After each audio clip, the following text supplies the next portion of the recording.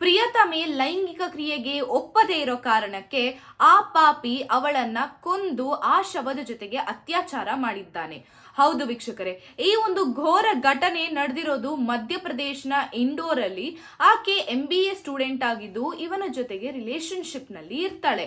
ಆದ್ರೆ ಒಂದು ಸತಿ ಇವಳು ಮದ್ವೆಗೆ ಬೇಡ ಅಂತ ಹೇಳಿದ್ದಕ್ಕೆ ಆತ ಇವಳನ್ನ ಮದ್ವೆ ವಿಚಾರದ ಬಗ್ಗೆ ಮಾತಾಡ್ಬೇಕು ಅಂತ ಹೇಳಿ ಇವಳನ್ನ ರೂಮಿಗೆ ಕರ್ಕೊಂಡು ಹೋಗ್ತಾನೆ.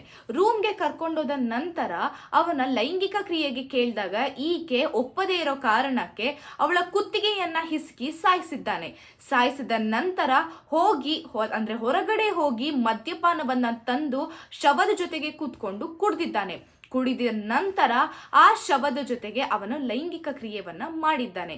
ಇದೆಲ್ಲವೂ ಆದ ನಂತರ ಅವನಿಗೆ ಪಶ್ಚಾತ್ತಾಪ ಆರಂಭವಾಯಿತಂತೆ.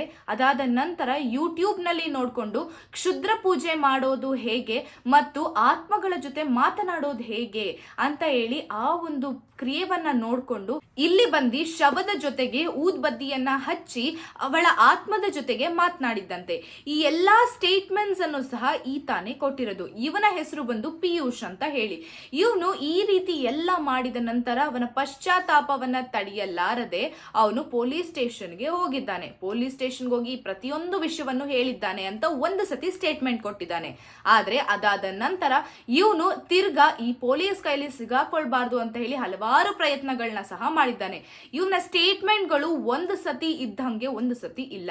ಆದ್ರೆ ಈತ ತನ್ನ ಪ್ರಿಯತಮೆ ಲೈಂಗಿಕ ಕ್ರಿಯೆಗೆ ಒಪ್ಪದೇ ಇರೋ ಕಾರಣಕ್ಕೆ ಅವಳ ಕುತ್ತಿಗೆಯನ್ನ ಹಿಸುಕಿ ಸಾಯಿಸಿ ಆ ಶವದ ಜೊತೆಗೇನೆ ಈ ಒಂದು ಲೈಂಗಿಕ ಕ್ರಿಯೆ ಮಾಡಿದ್ದಾನೆ ಅನ್ನುವುದು ಸತ್ಯ. ಆದ್ರೆ ಇವನ ಮನಸ್ಥಿತಿ ಯಾವ ರೀತಿ ಇದೆ, ಇವನೆಂತ ಕ್ರೂರಿ ಆಗಿರ್ಬೋದು, ಇವನಿಗೆ ನಮ್ಮ ಪೊಲೀಸ್ ಅವರು ಯಾವ ರೀತಿಯಾದಂತಹ ಶಿಕ್ಷೆಯನ್ನ ಸೂಚಿಸ್ತಾರೆ ಅನ್ನೋದನ್ನ ನಾವು ಕಾದು ನೋಡ್ಬೇಕಾಗುತ್ತೆ. ಇದೇ ರೀತಿಯಾದಂತಹ ಒಂದು ಕ್ರೈಮ್ ಅಪ್ಡೇಟ್ಸ್ಗಾಗಿ ಸಾರ್ವಭೌಮ ಟಿವಿಯನ್ನ ಫಾಲೋ ಮಾಡಿ ಮತ್ತು ಸಬ್ಸ್ಕ್ರೈಬ್ ಮಾಡಿ.